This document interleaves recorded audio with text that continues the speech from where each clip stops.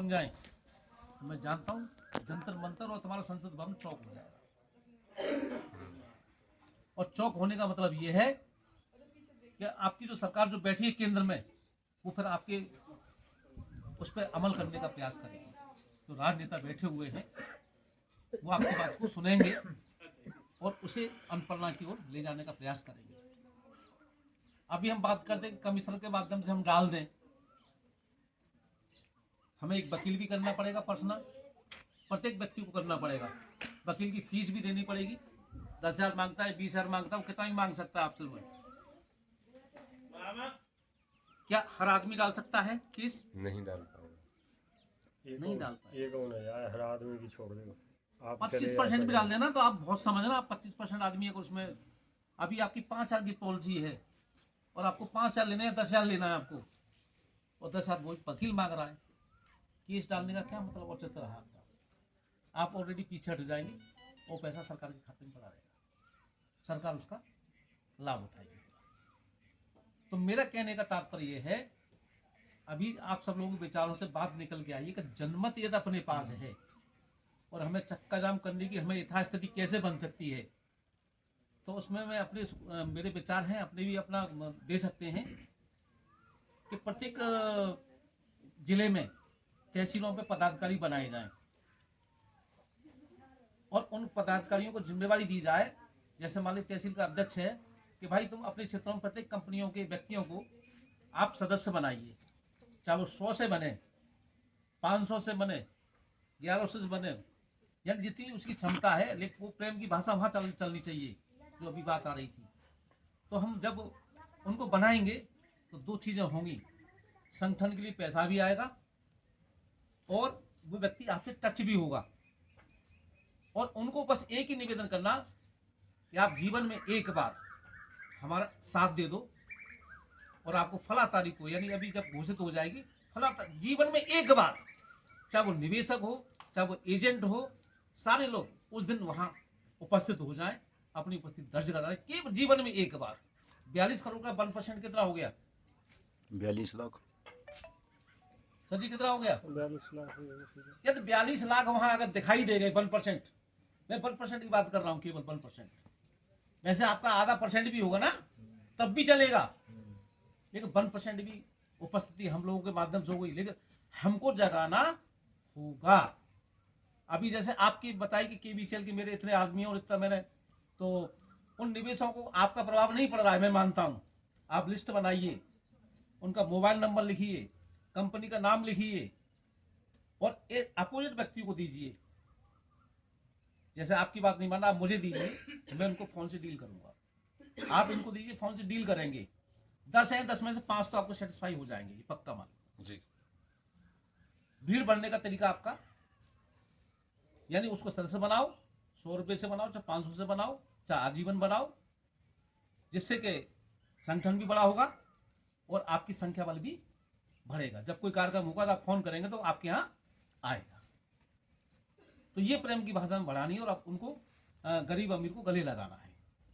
छोटा है तो छोटे पद से सदस्य, तो बड़ा है तो उसको बोलो भाई, संगठन कोई भी चलता है तो बिना अर्थ के कोई संगठन नहीं चल पाता है। तो उसमें क्या है, उसमें भी मैं आपको थोड़ा खोल देता हूँ। सर से जो बात हुई आपसे पहले कि 40% पैसा जिले का व्यक्ति रखेगा और 60% पैसा केंद्र की कोर कमेटी को दिया जाएगा। उल्टा बता दिया आपने। 60 चाहिएगा जिले का। 60 आपको और 40 अच्छा, 40% कोर कमेटी को। Okay sir, thank you. उस 60% से आपको क्या करना है, सामग्री कोई छपवानी है, 50 मतलब सामग्री है, या हमको आवेदन छपवाने सदस्यता वाले जो है, या हमको कभी कभी ऐसा होता है कि कुशल पाल जी का फोन आ गया, साहब मुझे फलाने आदमियों ने बंधक बना लिया, तो हम 4 लोग इकट्ठे होकर जाएंगे अपनी गाड़ियों से और उनकी समस्या को सुनेंगे और इनका निदान करके लाएंगे। ऐसा हाथस में कई जगह हुआ है हमारे साथ। किसी को कमरे में बंद कर लिया, हमारे पास खबर आई कि ठाकुर साहब कैसे भी आ जाओ, और आपसे हाथ जोड़ के विनती है, मैंने सब मैं आपको पहचानता तो है नहीं, एक बुजुर्ग आदमी बोले तो उनके पड़ोसी जो नाम मिल गया उनको मेरे कहीं से, तो हम लोग 8 लोग गए और उस व्यक्ति को आज़ाद कराया वहाँ से। और जो व्यक्ति ज़्यादा बोल रहा था उसको हमने कानून के तहत उसको बताया, अगर आपने ऐसा किया तो आप फंसने के काम कर रहे हो। अच्छा ये है, पैसा सरकार के पास है, जब सरकार देगी तब आपको पैसा मिलेगा। आप ये कहें कि मेरा पैसा खा लिया, तो खाने का कोई प्रमाण तो होना चाहिए। यानी आपने कितना पैसा दिया, तो उन्होंने 3 लाख से प्लस बताया था। हमने कहा आप अपने कागज भी हमें अवलोकन कराएं, दिखाएं। हमने जब उनकी एंट्री करी तो पैसा उसमें पूर्ण था। तो मैंने आप इस बात को नहीं कह सकते कि उन्होंने पैसा खा लिया। यहाँ ये व्यक्ति सही है और आप भी अपनी जगह सही है। मैंने यहाँ किसी पे वो नहीं बनता है जो जुर्म, क्योंकि इसके पास पैसा होता तो ये व्यक्ति देने का भागीदार बनता। वो व्यक्ति माना और 10-5 लोग और भी जो बैठक में बैठते हैं जब पंचायत होती है, उन्होंने भी जाना कि वाकई में ये सही कह रहे हैं, तो उस व्यक्ति से वहाँ उसे वो मिला। अभी कल परसों मुश्किल से 1 महीना हुआ, एक दबंग व्यक्ति आया और भैंस खोल ले गया। अब वो व्यक्ति थाने पे गया, थाने से फिर फोन कर रहा है कि अध्यक्ष जी ऐसे ऐसे मेरे साथ हो गया है। मैंने भाई मैं तुम्हें नहीं जानता। बोले सर मैं आपकी एक मीटिंग में आया हूँ, आचार्य जी आए थे, तो अभी पिछली वाली मीटिंग में आया था, मैंने फर्ज उठाया था, ये किया था। तो मैं चलो कोई बात नहीं, हमें भी थोड़ा शर्म आती है कभी कभी। यानी कोई व्यक्ति हमारा लाचार है तो उसका हमें मदद करनी चाहिए। हमें थाने के बजाय आप हमारे पास आइएगा और हमें मैटर बताइए कौन व्यक्ति अमुक व्यक्ति है, उसका नाम और मोबाइल नंबर हमें दें, हम उससे वार्ता करते हैं। मानता है तो ठीक, क्योंकि पड़ोसी व्यक्ति है, आपस में ज़्यादा विवाद बने। और अगर वैसी बात बन जाती है भाईचारे से, तो हमें थाने जाने की आवश्यकता नहीं है। भैंस आपकी आ जाएगी, भैंस की चिंता मत करो, मैंने कतई चिंता मत करो, उसे ले जाने दो। और ले गया वो, और जब आ गए वो व्यक्ति, उसकी पत्नी भी आई, वो भी आए, 1-2 व्यक्ति उनके साथ भी आए, भाई बंधु उनके। तब हमने उसको कॉल लगाया, उस व्यक्ति से बात की, उनके सीनियर से बात की। मैंने कहा भाई ये बताओ पैसा इनके पास है या सरकार के पास है? ये बोले, सीनियर बोला कि सरकार के पास है। तो मैंने इनकी भैंस अमुक व्यक्ति ने खोली है, आखिर गलत काम किया है। मैंने आप उसे समझाने का प्रयास करें, अन्यथा की दृष्टि में उनको कानूनी कार्रवाई होगी और उनको भैंस भी देनी पड़ेगी और उनको पैसे से अर्थ हानि भी होगी। फोन किया गया, वो व्यक्ति मान गया, साहब बोले साहब अपनी भैंस ले जाओ, वो कोई मतलब नहीं। तो वो वहीं थे, मेरे पास ही थे। मैंने आप किसी बच्चे को भेजो और उससे पता लग जाएगा ये व्यक्ति झूठ बोल रहा है या सही बोल रहा है। हाँ, लौटाता है नहीं। बच्चों को भेजो और भैंस खुलवा के लाओ। बच्चा भेजा, भैंस खुल के आ गई, उसने कोई भी टीका टिप्पणी नहीं की। तो देखिएगा ये कानून एक ऐसी चीज है, उससे हर आदमी डरता है। हाथरस में एक और केस हुआ, सिकंदर राव की तरफ जो है, वो बच्चा यहीं रहता है वो।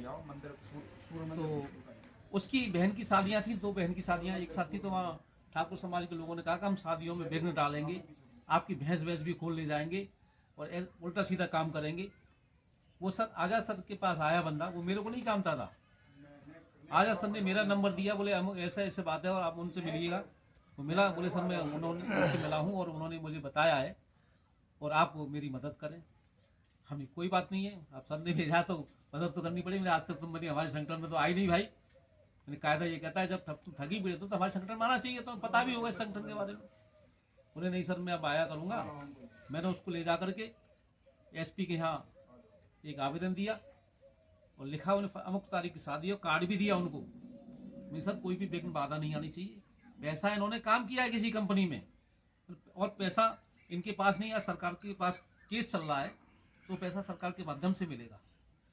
एसपी साहब ने तुरंत फोन उठाया, वहाँ का जो थाना लगता था उस थाने को कॉल किया, थाने से उस चौकी को कॉल गया और तुरंत वो समस्या का समाधान हुआ। और वहाँ के लोगों ने कहा वो कोई भी बाधा नहीं आनी चाहिए। 17 नवंबर की बात थी वो शादी में, तो वो बाधा नहीं आई और वो काम पूरा सॉल्यूशन हो गया। कुछ समय बाद फिर पुलिस चौकी से मेरे पास फोन आता है, बोले आप राघव सर बोल रहे हैं जिलाध्यक्ष? मैंने हाँ जी बोल रहा हूँ। बोले सर आपके कहने से हमने एक वो काम किया था, शादी तो हो गई। बोले हम उसमें गए भी, निगरानी रखी पूरी तरीके से सुरक्षा की दृष्टि से, और बोले सकुशल शादी हो गई। मैंने हाँ साहब बिल्कुल हो गई। तो बोले अब हमें लिख के एक लेटर तो दे दो कि साहब हमारा काम सही हो गया, अब हमें कोई आपत्ति नहीं है। बोले हमें ऊपर लिख के बिना, नहीं जान फंसी हुई है हमारी हुआ। तो हमने लिख के भेजा और उसको आवेदन मोबाइल पे भेज दिया था। तो तब से वो व्यक्ति शांत हो गए और उन्होंने ऊपर फॉरवर्ड उसको कर दिया। तो संगठन में वो ताकत है कि जिस दिन आप जंतर मंतर पर का जाम कर देंगे उस दिन आपका पैसा भुगतान हो जाएगा। लेकिन जोड़ने का तरीका जो मैंने बताया है कि आप हमें लिस्ट दें, किस कंपनी कोई भी हो, एक दूसरा व्यक्ति समझाने का प्रयास करेगा, उनको सदस्य बनाने का प्रयास करेगा, संख्या बल बढ़ेगा। एक दिन के लिए बोलो, मात्र एक दिन के लिए, क्योंकि हम अगर ये चक्का जाम अगर अलीगढ़ में कर दें तो यहाँ से काम होने वाला नहीं है। ये मामला है पूरे केंद्र स्तर का, वहीं से इसकी अनुपालना होनी है। सारे लोग वहाँ बैठे हुए भी हैं, तो वहीं के माध्यम से ये सारी चीज़ें लागू होनी है, तभी बर्ड्स एक्ट के अंतर्गत हम लोगों को भुगतान हो सकता है। बर्ड्स एक्ट अन्य एक्टों से, चाहे पीआईडी एक्ट हो, चाहे सारा पोर्टल हो, चाहे आपका लोड़ा कमेटी वाला मैटर हो, उससे बेहतर है। उसमें लाभ सहित पैसा आपको मिलने की पूरी संभावना है। तो इसलिए मैं तो ये कहूँगा कि भीड़ बढ़ाने के लिए आप लोग जो जगह जगह बैठक करिए, और जो पैसा है 60% अपने पास यूज करिए, सही तरीके से यूज करिए। सामग्री छपवाओ, प्रचार सामग्री छपवाओ, सदस्यता फार्म छपवाओ, और लोगों की जहाँ मीटिंग होती है, मान लो कभी फर्श भी लाना पड़े तो वो पैसे भी अपनी जेब से खर्च करो, किसी के पास नहीं है तो वो भी खर्च करो। और बाकी पैसा केंद्र इस कोर कमेटी को दिया जाए, जिससे हमारा तबजक संगठन भी ग्रोथ करेगा, और जो ठगी पे लड़ाई लड़ रहा है उस लड़ाई को जीत के रहेगा, क्योंकि हमेशा सत्य की विजय होती है, सत्य में विजय थी। मैं इन्हीं शब्दों के साथ अपनी वाणी को विराम देता हूँ। जय भारत, जय तबजक संगठन। जय हो राघव साहब की। ये थे हमारे जिला अध्यक्ष हाथरस सूरजपाल सिंह राघव साहब।